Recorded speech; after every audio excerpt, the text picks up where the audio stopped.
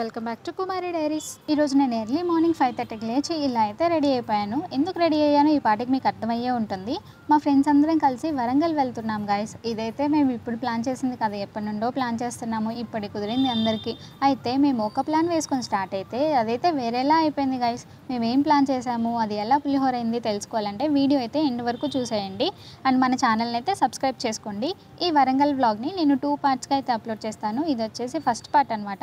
ఇంకా వీడియోలోకి వెళ్ళిపోదామా. ఫస్ట్ అయితే అందరం రెడీ అయిపోయి జేఎన్టీయూలో కలిసాము. ఎందుకంటే మా అందరిది డిఫరెంట్ ఏరియాస్ కాబట్టి మేము జేఎన్టీయూలో మీట్ అయ్యాము. తర్వాత అక్కడ టిఫిన్ చేసి మెట్రో అయితే ఎక్కేసాము ఎంజీబీఎస్కి వెళ్ళడానికి.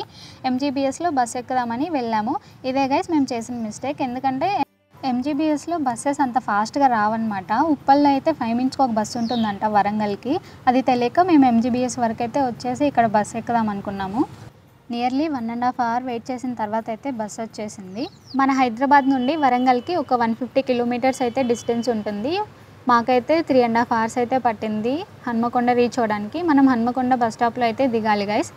అండ్ ఇక్కడ నుండి ఫస్ట్ అయితే మేము భద్రకాళి అమ్మవారి టెంపుల్కి వెళ్దాం అనుకున్నాము. భద్రకాళి అమ్మవారి టెంపుల్ గురించి అందరూ వినే ఉంటారు. అండ్ ఈ వీడియో కంపల్సరీ అందరూ చూసే ఉంటారు కదా. సో అక్కడికైతే మనం ఇప్పుడు వెళ్ళబోతున్నాము. బయట బస్ స్టాప్ బయట అయితే చాలా ఆటోస్ ఉంటాయి. పర్ పర్సన్కి 30 రూపీస్ అయితే తీసుకుంటారు. బస్ స్టాండ్ నుండి టెంపుల్కి ఒక 3 to 4 కిలోమీటర్స్ అయితే ఉంటుంది. మేమైతే ఆటోలో టెంపుల్కి రీచ్ అయిపోయాము.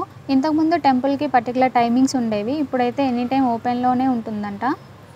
అండ్ ఇదే గైస్ టెంపుల్ ఎంట్రన్స్. ఇక్కడ నుండి మనం లోపలికి నడుచుకుంటూ వెళ్ళాలి. ఇక్కడ సైడ్స్ని అయితే ఇక్కడైతే మనకి కొబ్బరికాయలు, ఫ్లవర్స్ కావాల్సినవన్నీ అయితే ఇక్కడ బయటనే అమ్ముతారు. అవి తీసుకొని మనం లోపలికి వెళ్తాము.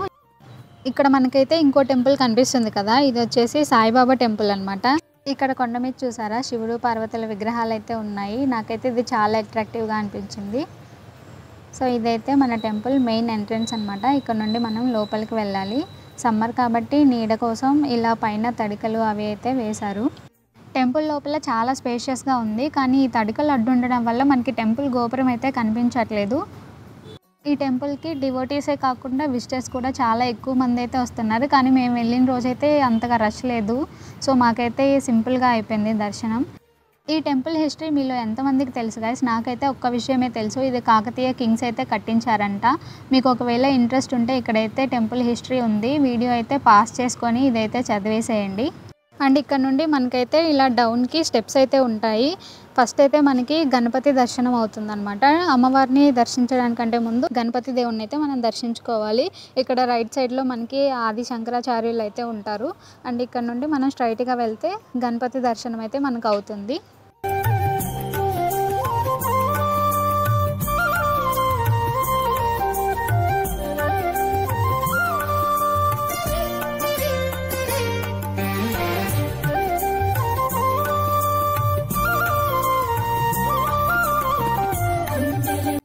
ఇదే అనమాట అమ్మవారి దర్శనంకి ఎంట్రన్స్. రైట్ సైడ్లో అందరూ ఒత్తులు వెలిగిస్తున్నారు అండ్ లెఫ్ట్ సైడ్లో కొబ్బరికాయలు అయితే కొడుతున్నారు.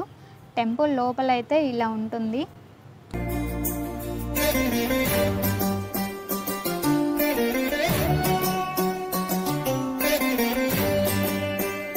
అమ్మవారిని చూసారా ఎంత అందంగా ఉన్నారో? నాకైతే అలానే చూస్తూ ఉండిపోవాలనిపించింది.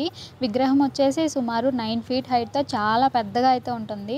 అమ్మవారికి టోటల్ 8 హ్యాండ్స్ ఉంటాయన్నమాట. ప్రతి హ్యాండ్లో డిఫరెంట్ వెపన్స్ లైక్ కత్తి, త్రిశూలం, శంఖం అలాంటివి అయితే ఉంటాయి. అండ్ ఇలా క్యూలో వెళ్ళైతే అమ్మవారిని దర్శనం చేసుకున్నాము. లోపలికైతే కెమెరాస్ ఎల్లో లేదు, అందుకే నేను దగ్గర నుండి అయితే వీడియో తీయలేదు.